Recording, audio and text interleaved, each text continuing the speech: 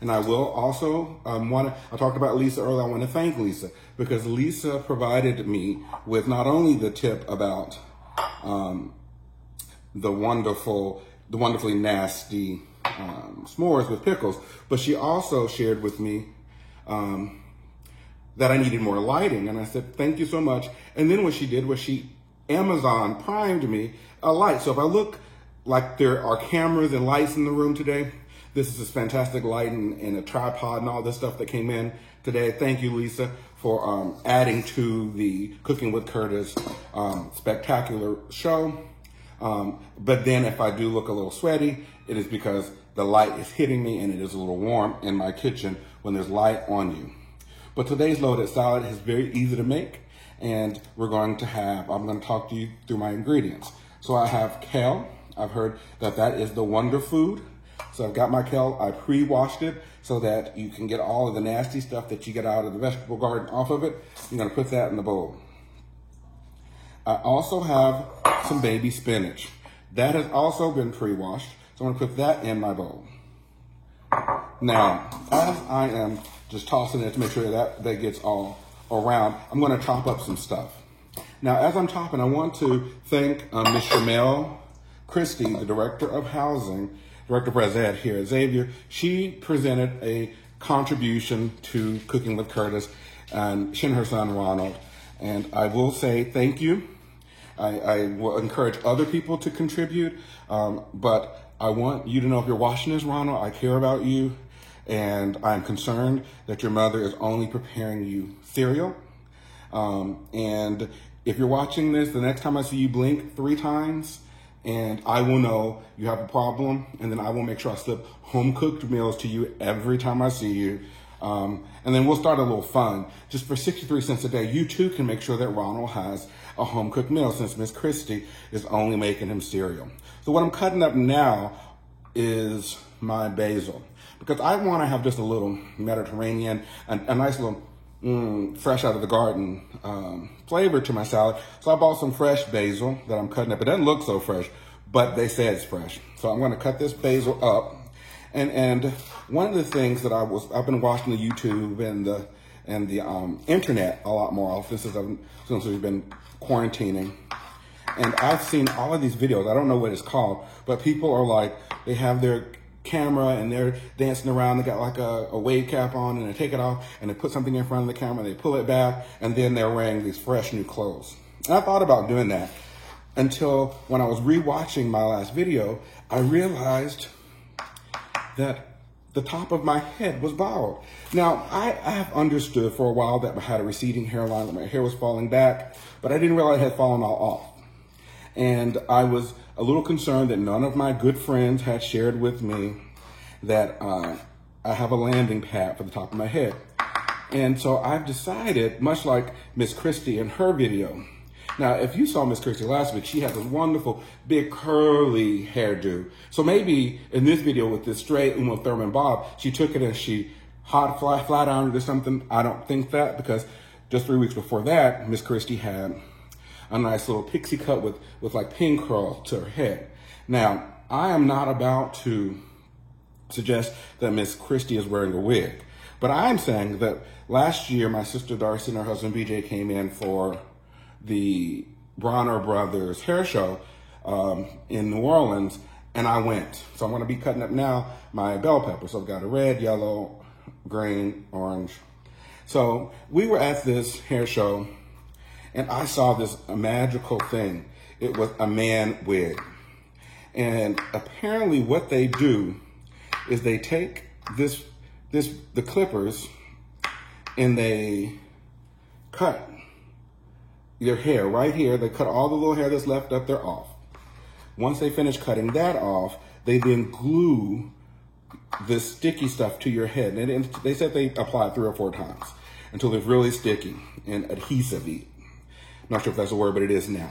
So you get this adhesive on your head, and then they apply this man wig. So you can, it looks at first really kinky.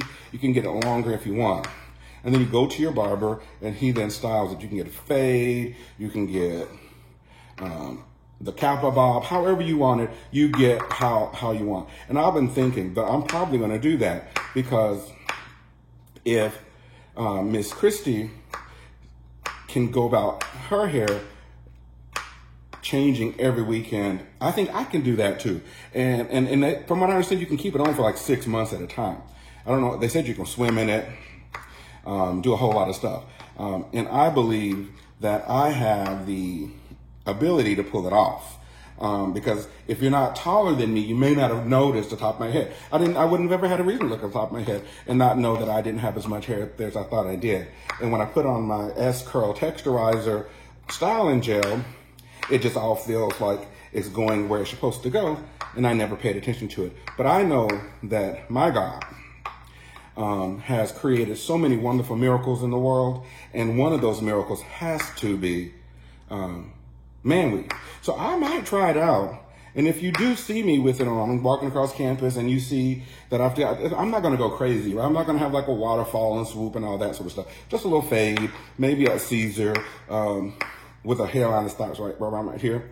So, but if you see me with that, don't judge me. If you do, judge me silently. But also don't touch it, because I don't know how secure it's going to be, and I don't want it to come off. But I think that I should be able to do that, not only just for vanity purposes, but I think it also helps with the economy right now, because I'm sure there is some woman in Brazil or the Philippines who is trying to make a little extra money and needs to be able to sell that hair. And why shouldn't I help her economy? So I'm just saying, if you see me with that wig, just give me that kind of heads up, and I'll know you approve. Now I'm going to cut up me some onions. Now, some people don't eat all the onions, but I'm not some people. I eat everything but the little things on the end that look like tentacles. But I eat the rest of it. I just chop it up and put it in our bowl. So one of the other things, as I'm chopping up my onions, that I wanted to talk to you all about is that, again, some folks, we're going to call them haters, were concerned about how I might not necessarily be the healthiest, and how they would want me to do not only cooking better, but have you thought about some exercise?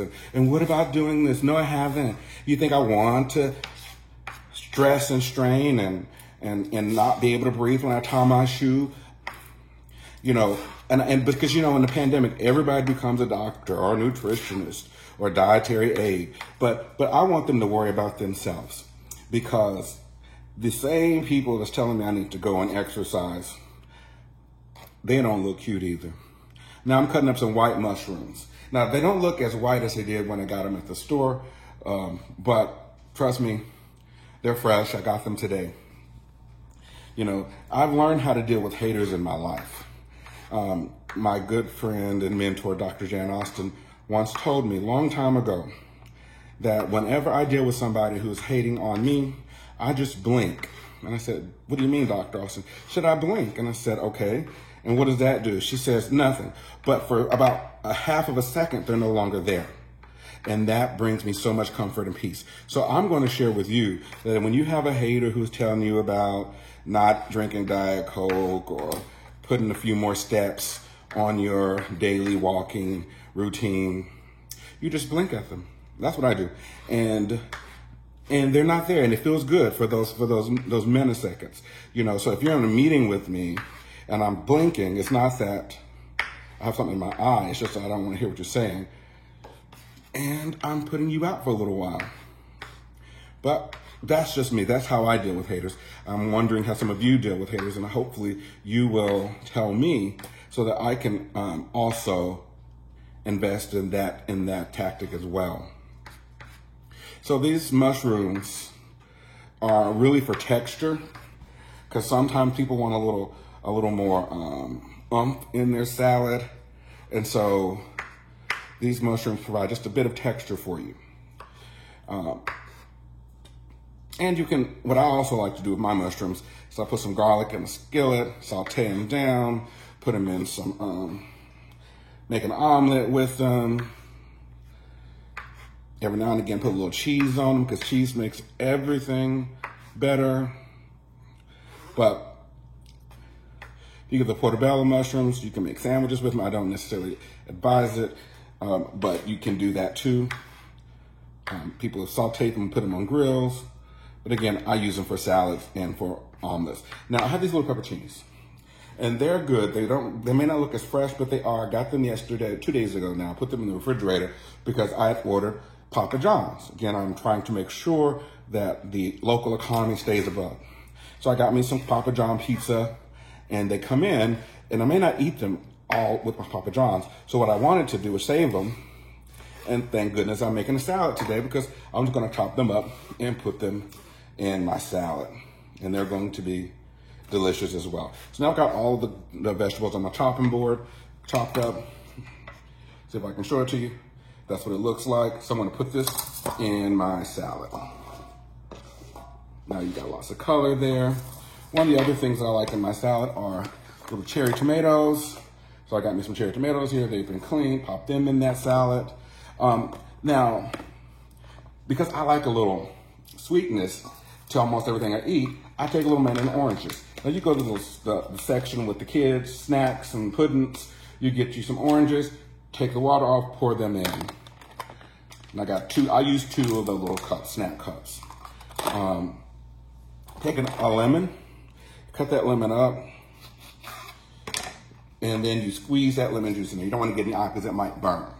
But you put that lemon juice on there because that's what they say you do. And also, it brings out the flavor, but it also hopefully will allow your colors to stay longer. I also have this wonderful plant-based chicken nuggets. You can get them at most stores. So I got my little chicken nuggets here. I'm gonna cut them up as well. I put them in the microwave. You can put them in the oven. I'll just put it in the microwave for about 2 minutes, a minute and a half. They're very tasty.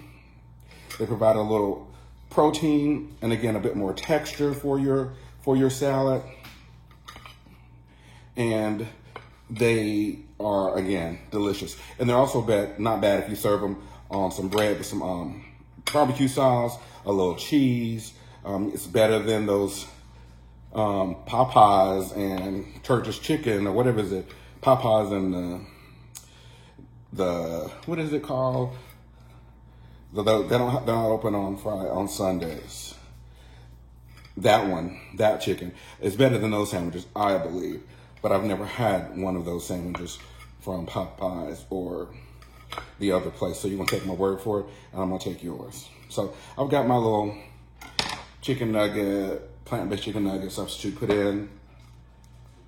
My last ingredient, well not next to last, will be some fresh mozzarella. And these is some little company called Bellagio's or Belgicio's. I don't know how they say it, but I know they're good. So you should be able to pull it open, but I'm having a little difficulty because my hand is wet, so I'm going to use my knife to cut it open. So I take just a handful of these, and you break them apart. You see how they look? Wonderful. Break them apart. You get some of that in because I want some of that mozzarella in every bite of my salad. And I'm using the entire bag because I'm fat and I'm greedy. And again, I like the cheese. My next to the last, walnuts. Gives a little crunch. Put that walnut in there. And the absolute last. Now this might not be what I thought it was going to be, but I'm going to try it anyway. Avocado. I bought it the other day, but then it was too hard. So I left it out, and now it's really soft. But we're gonna put it in here now. So you just cut it. You got a little avocado meat on your hand. Take that little thing out. Get your spoon, and you just spoon your avocado into your salad like this. And I promise you, it's gonna be good. So we're gonna put that in.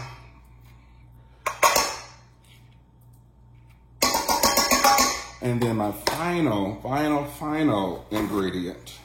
Ooh, let me get a drink of mine. Happy. Healthy fruit punch. is my balsamic vinegar. Now I use Marie's, some people say Mary's, but I call it Marie's. And we're gonna put the Marie's balsamic, just a little bit, just drizzle. Oops, that was a little bit much, but it's, you know, it tastes good just the same. Now, and you see, this is what my salad looks like. So I'm gonna toss this bad boy a little bit with my tongs. So I've got all of this deliciousness in here, and I have every confidence that it's going to be the most dynamic, delicious, healthy, loaded salad you have had in a little while. So I'm gonna put a little bit on my plate here, and it just dawned on me that I did not bring a fork over, so I'm gonna slide over, grab a fork, and come back and taste it.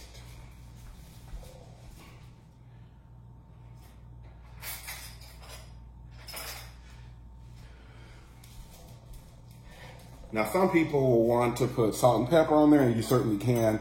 I'm not going to, because I don't want the haters talking about hypertension and blood pressure and all that stuff. But I'm just gonna eat it without salt and pepper. But if you want to, you can put your salt and pepper on there. So here was what my final looked like. Now, someone told me I need to get some sort of product to be able to show you my food, but I can't do it. So, but you see what that looks like. And I'm gonna get a little avocado, put my little chicken on the orange, some spinach and kale.